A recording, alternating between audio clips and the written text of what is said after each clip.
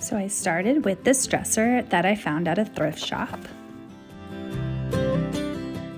As you can see, it was in pretty rough shape. There was a lot of damage to the sides, the drawers and different things, so I thought that I would completely refinish it. So for my inspiration for the flip, I am obsessed with Jungalow, and I got this book and I love the pattern inside it. So I wanted to add it to the furniture. This was the materials that I used for this dresser flip. I got the pine trim from Home Depot. Here's a list of the tools that I used for this flip.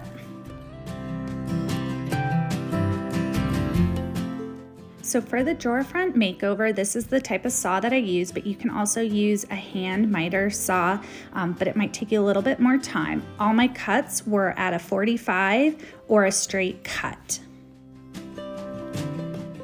And just so you know, it took me a little bit of time to get comfortable using an electric saw. So I do recommend just doing some cuts and getting used to where your lines line up.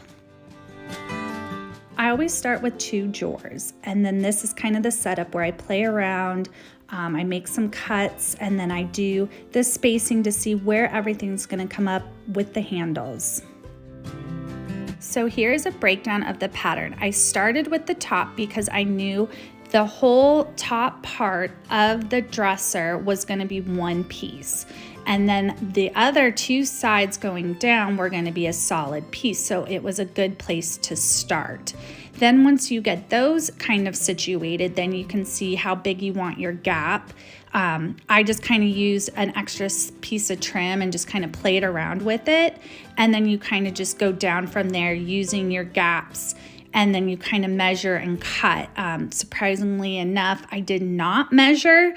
It was just more you kind of play with it. I did use a 45 angle and kind of set it against it because I knew I wanted that kind of triangular look, similar to the pattern in the book. So for this piece, I really focused on that blue section. That's kind of where I started. And then the red lines where the secondary cut. So once you kind of had your line, your blue line started, then you can kind of go by of how long the red cuts would be. So if it helps you, draw a line from that top corner at a 45 all the way down. You can draw right on your dresser because you're gonna cover it all up. That will help you visually to see that blue section and where it all needs to be in line with those angled cuts. Now for the lower section, I just went off of the same spacing. So that top blue line, you go to the edge of your pattern with that extra gap, and then you go up with your red cut. So you can see here, then I did almost a reverse using that 45, and then you account for the gap going up. So then that's 1 section and 2 sections. Once you get that top piece on, then it's pretty simple. It's just a downward 45 at each angle where you account for a little bit more gap for that second red piece to go up. So then that's gonna be 2 little cuts so the pattern can go up into the next drawer. So that's how I worked in sections for this pattern. And then for the middle piece, I knew I wanted 1 straight cut to kind of pull along to the bottom. And then you just kind of gauge it where it goes on your dresser and just center it as much as you can. So again, if it helps you, just draw a line on your dresser once you kind of got that initial cut, and then you can kind of get a gauge of where all your lines are gonna be. Here's the pattern on the drawer fronts. And then once you do your next section, you just make all the same cuts. This is the nail gun I used. It's an 18 gauge brad nailer. There's nothing real special about it. You just kind of load your nails into it. Those were the nails I used. Just account for how deep your drawer is, and the thickness of your trim will definitely, you don't want to go through it. I do recommend using this because it does make the job go quick. So here is the trim getting nailed onto the drawer front. Like I said, I always start with that top piece, and then I work my way on each side. And then I used my pine trim as my gap measure, and then I just kind of worked my way down the pattern of that first drawer front.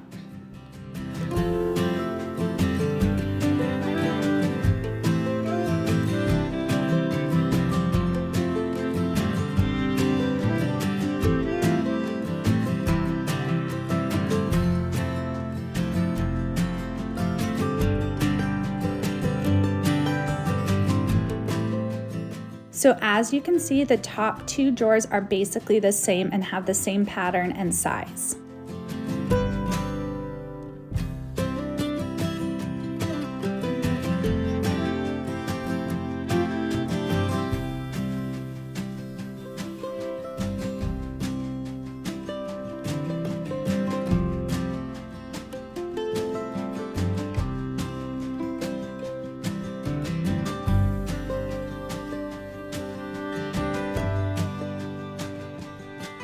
So after I got most of the top section in, I started working on the lower drawers, and I just kind of worked off the edge because I knew that side would line up correctly.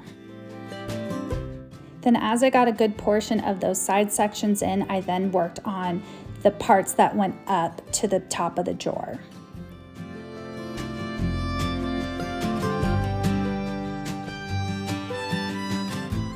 So at the very bottom of this dresser for the pattern, I just wanted to look a little more finished. So I did 2 straight pieces that kind of went up against the others. So once you have your bottom pattern done, then you can work on that little detail in the top drawer. And here's what I do after the drawers are all done. I use a nail inset and just make sure all the nails are tapped in just a little bit lower than the top part of the wood. This will give you a nice little divot, so then you can fill it with the wood filler, so then you don't show any nails.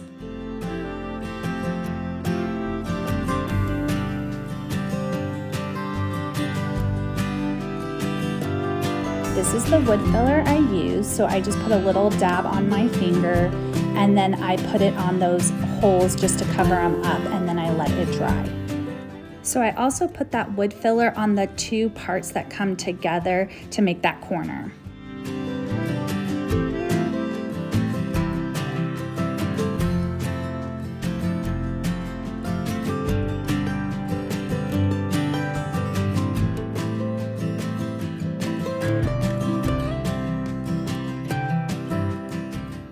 So using the wood filler, it'll give you this very smooth look once it's been sanded.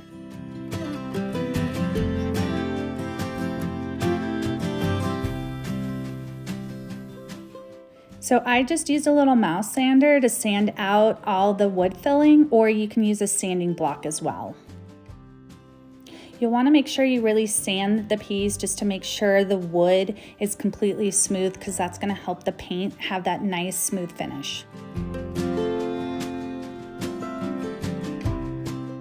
So I also make sure when I'm doing a piece like this that I sand the edges along the sides of the drawers just to make sure everything's flush with the original piece.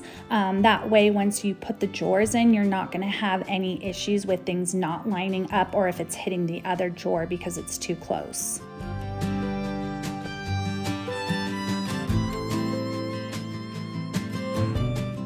So I always make sure I kind of sand the 2 pieces coming together as well, just so you have one seamless line. So next I used my orbital sander for the very top 2 drawers.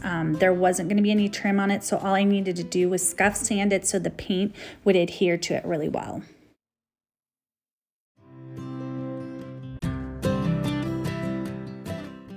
Don't forget to do all the edges on the top and bottom where you think you're going to put your paint. So to fill any of those little chips in the veneer, especially when you want a smooth piece, I just used some simple wood filler. I kind of put like a little bit of a blob on just because there is some shrinkage to it once you have it dry. And then you can just kind of go over it and lightly sand it with either your little mouse sander or a block sander.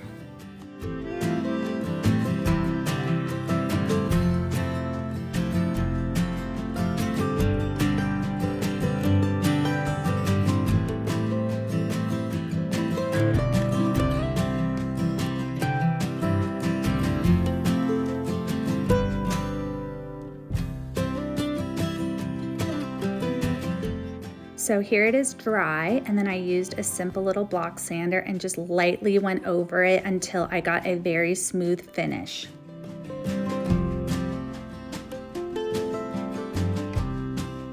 So just a little tip, I always feel the piece to feel how smooth it is and if it's just one solid surface.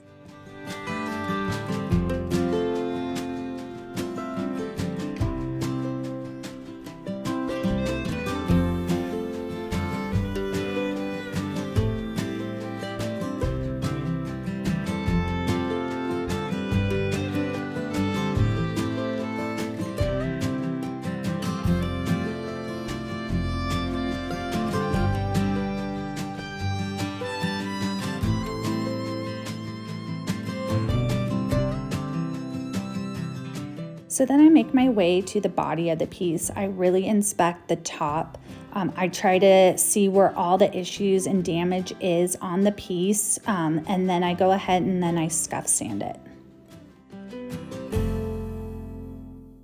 When you're working on the top of the piece, you really want to make sure you get a smooth finish. So you really want to work out any imperfections so it's as smooth as possible for when the paint goes on.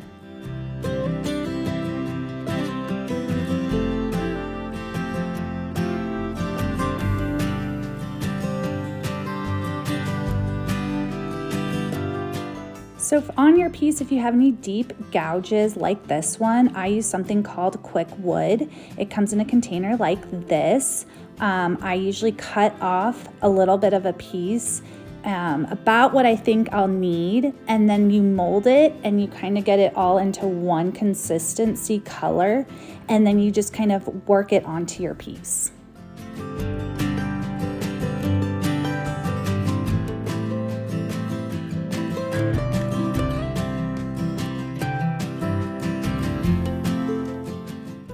So then for the damaged sides, I use the quick wood again.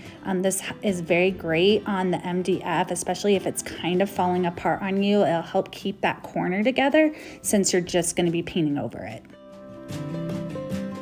So then I kind of work in small sections of it and just really work the quick wood onto where the veneer and the MDF is, just to kind of cover it. I go on pretty thick just because I know I'm going to be sanding it, so then it'll be really smooth. Again, the quick wood does shrink a little, so you want to make sure you have a little extra, because then you'll have more that you can sand down to get it to look like one piece. Once you have a good amount on, I also use a little bit of a flat edge just to kind of flatten it out just a little and work it further down into the piece.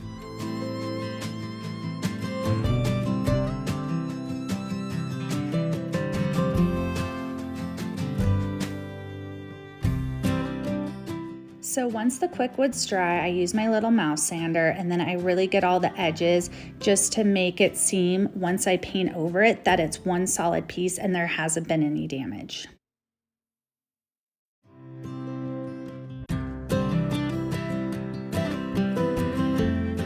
Once everything's been sanded, it's time to paint. So for the drawers with the decorative trim, I use this wedge brush from Zebra, and I think it's just a great brush to really get in all the grooves because it has an angle to it, so it really gets the paint on there and in between all the gaps. The paint color I'm using is Card Catalog from the launch. For the drawer fronts, I did about 3 coats. So for the body of the piece in large areas, I like to use a flat brush. The one I'm using here is Dixie Belle Scarlet. It just gives a really good look with minimal brush strokes.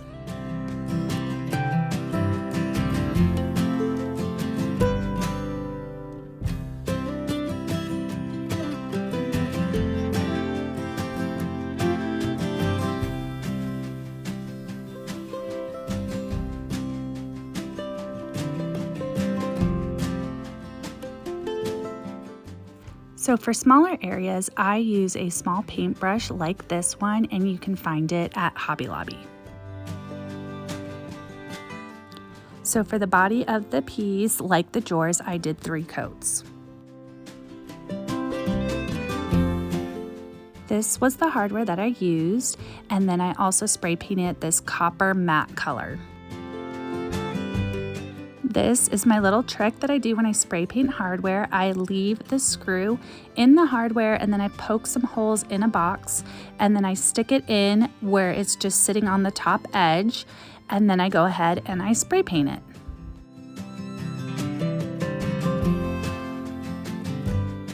And here's how they turned out. So here's what I used to seal the piece. I used a hemp seed oil from Dixie Belle, a microfiber cloth that's at Home Depot, and then just a wax brush to really get it into the piece. You can use any type of hemp seed oil that's made for chalk paint.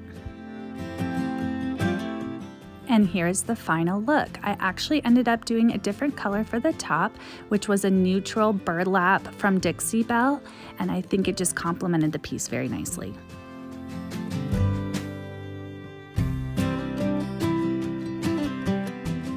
And that's how you get boho bougie on a budget. Thanks for watching, and click below to subscribe to more of my videos.